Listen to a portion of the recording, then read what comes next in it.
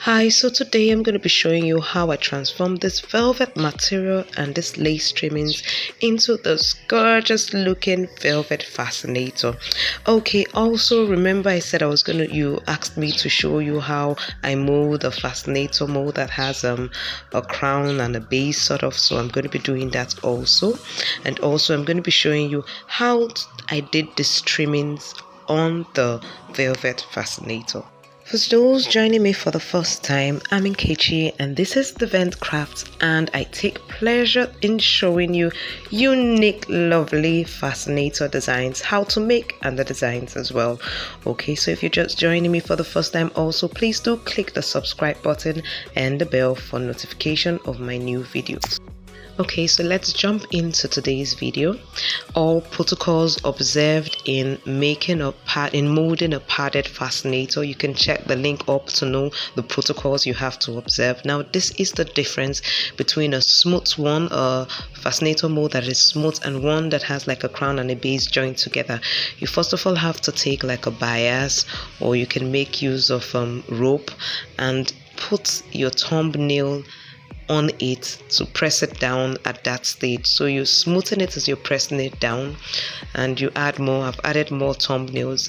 Then now I'm doing the part you already know how to do, to grab. If you've watched the video up, grab and put your nails. So the difference really is just that you have to press in that first part before you do this other side. Now this is how it comes out. So you leave it that same day.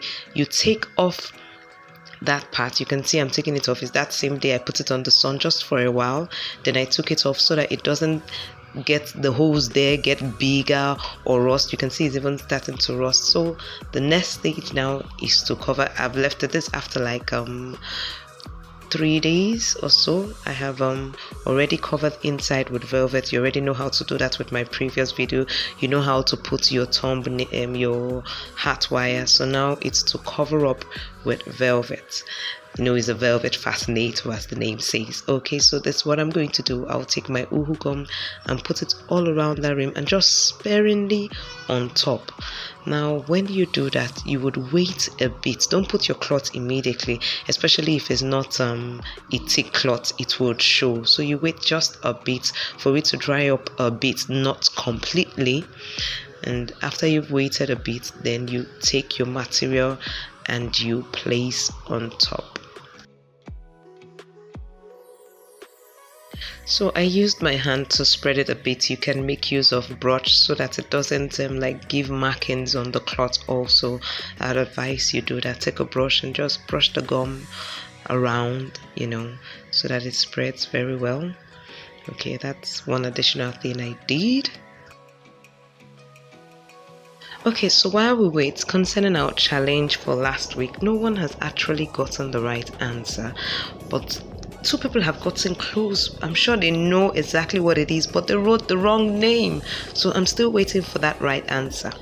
Okay, all right, let's get back into today's training. So I think it's dry enough. Not dry completely, remember. Okay, so I spread my velvet or whatever material you have on top of the molded fascinator. And can you see what I'm doing? My hand movement like this. Yeah, just keep watching and learning.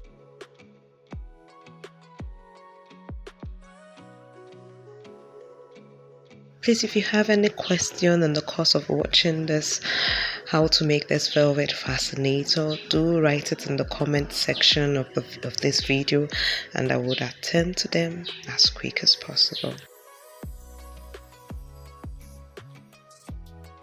Okay, so we cut out the excess material enough that we'll be able to lap on the back side of our velvet fascinator, and then we'll put our uhu gum. Just take notes on how I'm placing my uhu gum on the pad and also at the tip of the velvet that I put inside, and then we follow normal procedure of how we cover our padded material with cloths, not south, east and west. Remember that procedure. Did you shout it out loud with me as I was saying it? All right, keep watching and learning. So the next thing I did was to take my lace trimmings and I started cutting out the the flowers I saw on it, the leaves, any pattern that I saw that looked attractive, I cut it. I didn't use all of them in at the end, but I cut it. All right, keep watching and learning. If you're gaining value from this video so far, please do give me a thumbs up. Yes, click the like button. Thank you so much. Okay, so you can see all the things I cut out from the lace trimmings. Now here is the rose that I made, and I put also the rose from the rose trimmings on top of this rose. Now if you were in the Vendcraft Academy brooch class 3, you should be jumping by now because you know how to make this perfectly well. Now there's another design you could do with it.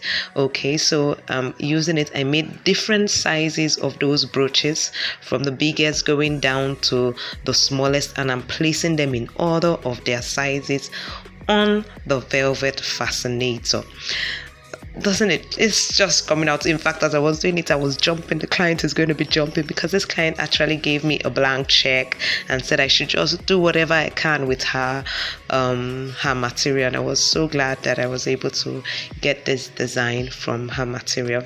Okay, so these are the other ones. So the leaves, I'm going to be putting it like so, and I made use of uhu gum to decorate it. The main thing really with our millinery what would I call it, craft, is just to be creative.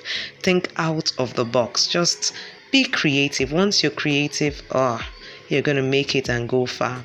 All right, keep watching and learning.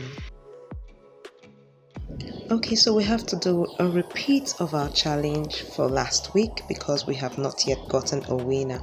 So let me know, what do you use to remove a stain, a gum stain? What do you use? You have to say what's in my mind. What do you use to remove a gum stain for me? This velvet fascinator or any fascinator. Alright, so that is our cute velvet fascinator. Thanks for watching.